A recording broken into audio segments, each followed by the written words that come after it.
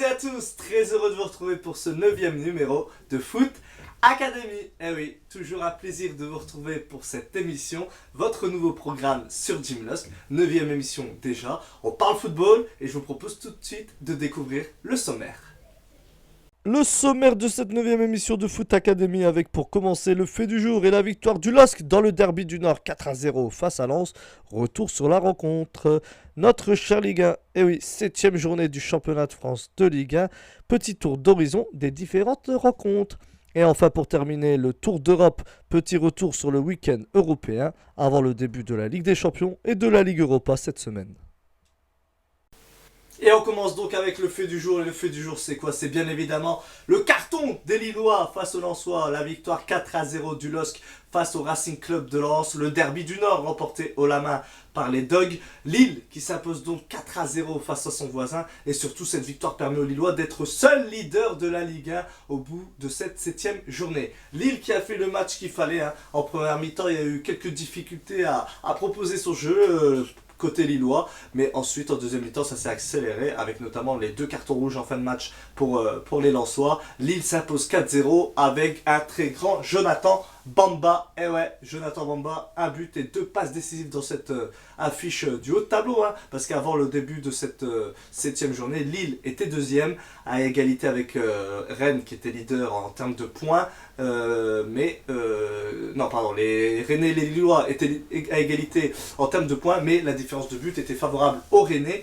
Et puis Lens qui était 3e. Ce derby du Nord donc était un match ô combien important à la fois sur le plan régional, pour la suprématie dans les Hauts-de-France, et puis surtout sur le classement, puisque en cas de succès, que ce soit pour Lille ou Lens, le vainqueur se retrouvait donc en tête du championnat de France à la fin de cette 7e journée. Et c'est Lille donc qui s'est imposé grâce, je le disais tout à l'heure, à un très très bon Jonathan Bamba. 3 buts et 4 passes décisives depuis le début de la saison. On retrouve un Bamba de haut niveau, celui qu'on a connu à Lille il y a 2 ans. L'année dernière c'était un peu plus compliqué, c'est vrai pour lui aujourd'hui. À l'heure d'aujourd'hui, il est probablement l'un des meilleurs, si ce n'est le meilleur Lillois. Autre satisfaction côté lillois, au-delà de ce succès 4-0 face aux Lensois et au-delà de la suprématie régionale pour les nordistes face à leurs voisins du Pas-de-Calais, c'est surtout, encore une fois, le clean sheet. Meilleure défense de Ligue 1, les Lillois, 2 buts encaissés seulement en 7 matchs. La dernière fois, et ça c'est la statistique du jour, que Lille avait encaissé 2 buts après, pas plus de 2 buts après 7 journées, c'était lors de la saison 2014-2015. C'était la dernière saison sous l'ère René Girard. Les Lillois donc qui s'imposent 4-0 face à leurs voisins lensois. Nouveau clean sheet, je disais, pour Mike Maignan. Et la défense lilloise encore une fois solide. On a vu également du très bon Burak Yılmaz qui vraiment encore une fois démontré toute sa panoplie d'attaquants. Excellent point d'appui, il sait se créer des occasions. Très bon également sur les coups de pied arrêtés et buteur de la tête. 3e but de la saison pour l'attaquant turc.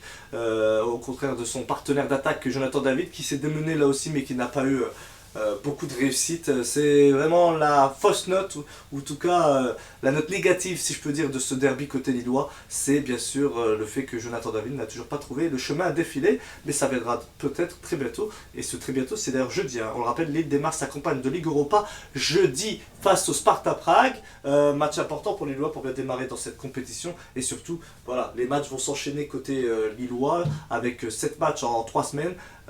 On va alterner championnat, Ligue Europa, et ainsi de suite, donc jusqu'à la prochaine trêve internationale. Ça va être du très très lourd côté lillois et côté lensois. Grosse déception, on était venu, c'est vrai, affaibli avec les absences notamment de Ganago en attaque ou encore de Silla au poste d'arrière gauche.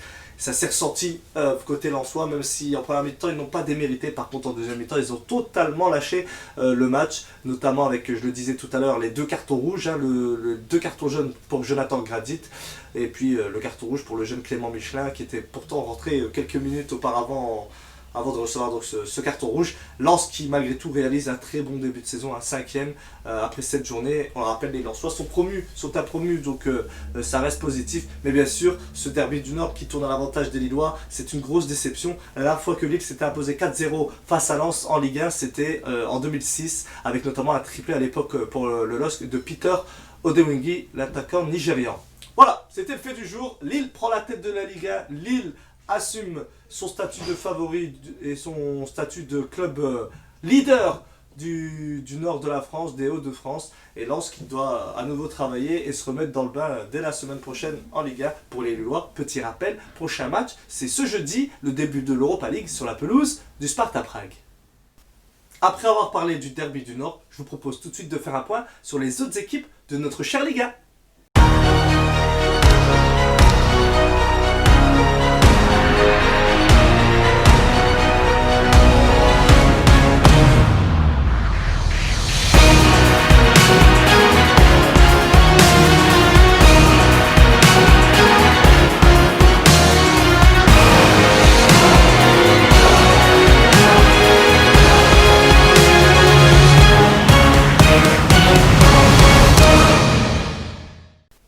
Et oui, notre cher Ligue 1, donc retour sur les rencontres de la 7ème journée de Ligue 1. On rappelle donc l'équipe qui s'est imposée face à Lens 4-0. C'était le grand match du dimanche soir sur la chaîne Téléfoot. Autre rencontre donc marquante dans cette 7ème journée, c'est bien sûr le Paris Saint-Germain qui s'est imposé 4-0 sur la pelouse de Nîmes. Doublé de Kylian Mbappé. Et oui, Kylian Mbappé qui pourtant avait joué 48 heures auparavant avec l'équipe de France. Souvenez-vous, c'était en Croatie mercredi dernier. Il avait d'ailleurs marqué. Et puis du vendredi, il est à nouveau sur le pont avec le Paris Saint-Germain cette fois. Il a souhaité jouer ce match. Il en avait discuté avec Thomas Tuchel. Il a été remplacé à un quart d'heure, 20 minutes de la fin par l'Espagnol Jesse. Le Paris Saint-Germain donc qui s'impose 4-0, qui revient très bien dans cette Ligue 1.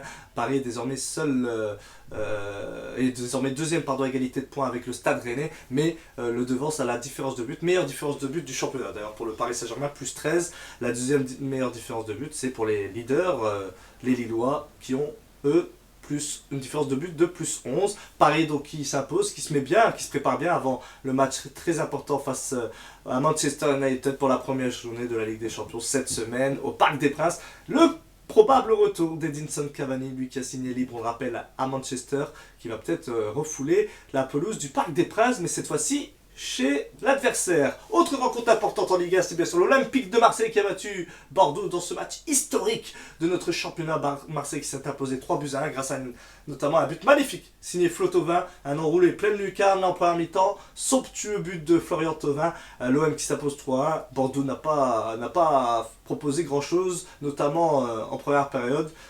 Les Girondins ont malgré tout eu la chance de réduire le score à la fin grâce à Majda. On a vu un Atem Barnafoy qui a essayé de se démener, c'était son premier match sous ses nouvelles couleurs, mais bon, il en manque de rythme, en manque de compétition, on le sait, et puis il ne peut pas porter non plus tout le poids d'une équipe sur ses épaules avec sa condition physique actuelle et avec bien sûr le fait qu'il n'ait pas joué depuis un moment et qu'il est arrivé récemment au Girondins. Victoire donc importante pour Marseille, ça permet aussi de bien préparer la Ligue des Champions puisque on le rappelle, les Olympiens eux se déplaceront sur la pelouse de l'Olympiakos en Grèce. Autre équipe qui joue la Ligue des Champions cette semaine pour les Français, c'est le Stade Rennais, bien sûr. Le Stade Rennais qui a fait match nul à Dijon, un but partout. Les Rennais avaient pourtant ouvert le score, mais les Dijonnais ont su réagir. Donc un partout entre les deux équipes. Rennes qui perd donc la première place au profit des Lillois suite à ce résultat nul. Mais les Rennais peuvent se satisfaire d'être dans les 3 premiers au bout de cette journée en Ligue 1. D'être toujours invaincus dans le championnat de France de Ligue 1. Seuls Lille et Rennes sont invaincus actuellement en Ligue 1. Et puis surtout, ça permet d'avoir fait un petit peu tourner et de bien préparer la réception des Russes de Krasnodar au Roison Park pour la première journée de la Ligue des Champions. Autre équipe européenne qualifiée après Lille, après Paris, après Marseille et après Rennes, c'est l'OGC Nice en Ligue Europa. Nice qui se déplacera sur la pelouse du Bayer Leverkusen. Match compliqué pour les Niçois pour cette première journée de Ligue Europa, mais avant cela, les Niçois se sont imposés 3-1 sur la pelouse de Geoffroy Guichard face à Saint-Etienne. Victoire tranquille des Niçois avec 2 buts de casquette, un de chaque côté.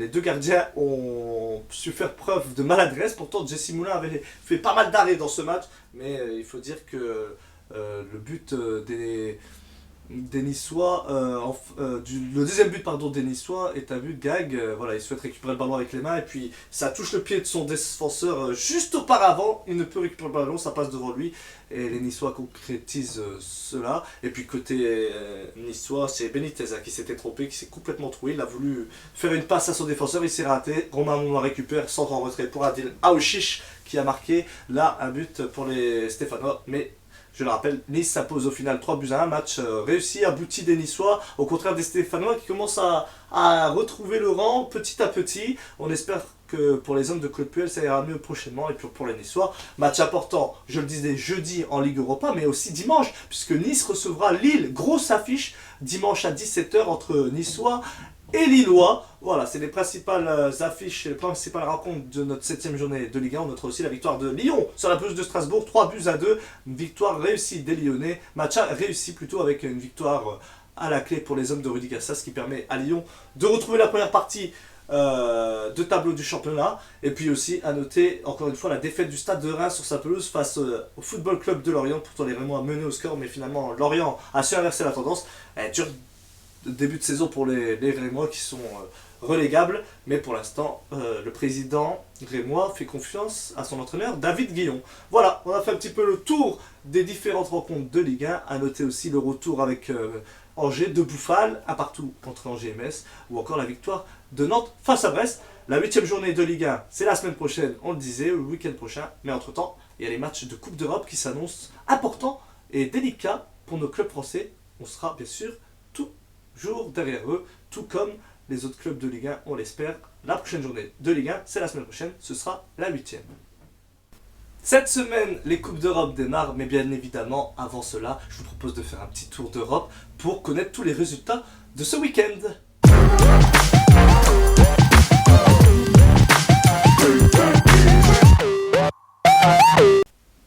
Le Tour d'Europe, donc on commence bien évidemment par l'Angleterre. L'Angleterre, c'était la 5ème journée de Premier League ce week-end. Gros match entre Everton et Liverpool, le derby.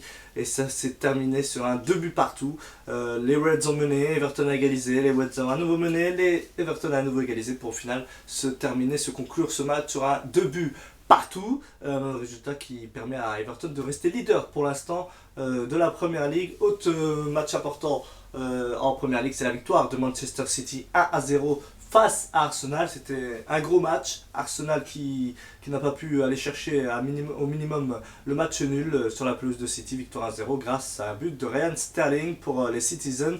Autre rencontre importante, Chelsea qui a fait 3 partout face à Southampton. Il y a eu beaucoup de buts dans ce match. Au final, les Blues qui n'ont pu faire mieux que match nul. Autre nul important, c'est Tottenham qui a fait match nul face à West Ham. Et pourtant, Tottenham menait 3-0. Et oui, 3-0 grâce notamment à un doublé de Harry Kane. Mais West Ham, les Hammers, comme on les appelle outre-Manche, se sont offert un magnifique retour, un magnifique comeback dans cette rencontre, avec notamment un but de Lanzini à la 94e minute de jeu. Résultat frustrant pour la bande à José Mourinho. Autre résultat important en Premier League, c'est la victoire d'Aston Villa sur la pelouse de Leicester. Aston Villa qui fait un super début de saison, qui est deuxième de Premier League derrière les joueurs d'Everton, les joueurs de Carlo Ancelotti, et puis la victoire de Manchester United 4-1.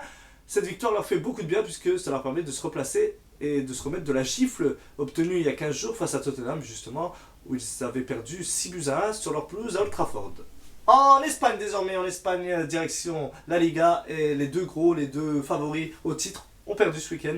Le Real s'est incliné à domicile face au surprenant promu Cadix, et puis le Barça s'est incliné 1-0 sur la pelouse de Getafe. Deux défaites pour le Real et le Barça qui ne les mettent pas dans les meilleures conditions pour préparer les matchs de Ligue des Champions qui auront lieu cette semaine. Autre résultat important en Liga, c'est la victoire de l'Atlético Madrid 2-0 à l'extérieur. Une victoire acquise grâce à Luis Suarez, encore buteur, et puis à l'ancien monégasque Carrasco. On notera aussi la défaite du FC Séville. Première Ligue, c'est fait, Liga, c'est fait, direction la Serie A et le derby de Milan qui tourne à l'avantage des Milanais, de l'AC Milan, doublé de Zlatan Ibrahimovic, victoire de Buzyn de l'AC Milan face à l'Inter. Romelu Lukaku avait pourtant permis aux Interistes d'y croire, mais finalement Zlatan et son doublé permettent à cette équipe de s'imposer et de rester leader de la Serie A. 4 matchs pour les joueurs du Milan AC, 4 victoires. Un grand Zlatan encore une fois, et même sur les réseaux sociaux, il avait déclaré après la rencontre à Milan, ils n'ont pas de roi. En l'occurrence, il faisait référence à Romelu Lukaku, mais ils ont un jeu En parlant de lui-même, voilà, du Zlatan tout craché. On notera aussi que la Juve avait fait un match nul un partout sur la pelouse de Crotone. C'était pas l'équipe titulaire. Hein. Du côté de la Juve, il y a eu quelques changements, notamment Cristiano Ronaldo qui n'était pas présent sur la feuille de match. Autre résultat à noter, c'est la victoire de Naples 4-1 face à l'Atalanta. On va y arriver. Belle rencontre, belle victoire des joueurs de Naples, des joueurs de Gattuso, avec le premier but en Serie A pour Victor Osimhen, l'ancien Lillois. Nouveau joueur donc du Napoli. Et puis à noter aussi la victoire de la Roma face à Benevente, 5-2. Angleterre fait, Italie fait, Espagne fait, il nous reste donc l'Allemagne. Eh oui, l'Allemagne, la Bundesliga, avec les 3 matchs les plus importants de ce week-end allemand. C'était bien sûr le Bayern Munich qui s'est imposé 4-1 grâce à un doublé de Lewandowski et un doublé de Thomas Müller. La victoire également du Borussia Dortmund 1-0. Et puis à noter aussi la victoire de Leipzig. Et oui, Leipzig, victoire 2-0. Pourquoi ça? C'est tout simplement parce que Leipzig est leader de la Bundesliga avec 10 points. 3 victoires, 1 nul. Début de saison réussi pour les Allemands. Les futurs adversaires du Paris Saint-Germain, puisqu'on rappelle, ils sont présents dans le groupe du PSG avec Manchester et les Turcs de Başakşehir. Voilà, on a fait un petit tour d'Europe avant la Ligue des Champions, avant la Ligue Europa. Je vous rappelle, les compétitions européennes démarrent dès ce mardi avec la Ligue des Champions qui aura lieu ce mardi et ce mercredi pour la première journée de la phase de groupe. Et puis jeudi, c'est le début de la phase de groupe de la Ligue Europa. Votre petit tour d'Europe, c'est fini pour aujourd'hui, mais on le retrouvera lors de la prochaine émission de Foot Academy. Et donc voilà, ce 9e numéro de Foot Academy est donc terminé. Je voulais vous remercier à nouveau d'avoir été à mes côtés pour parler football, de poursuivre ce programme. N'hésitez pas bien évidemment, comme toujours, à partager, à commenter, à liker, à émettre vos commentaires, vos critiques. Je suis là pour tout entendre, pour essayer de m'améliorer, de continuer à progresser, à vous proposer des contenus divers et variés, à enrichir cette émission. Votre participation est très importante pour moi. Merci encore une fois d'avoir été à mes côtés pour cette 9e émission de Foot Academy. Je vous dis à très bientôt pour un nouveau numéro de Foot Academy.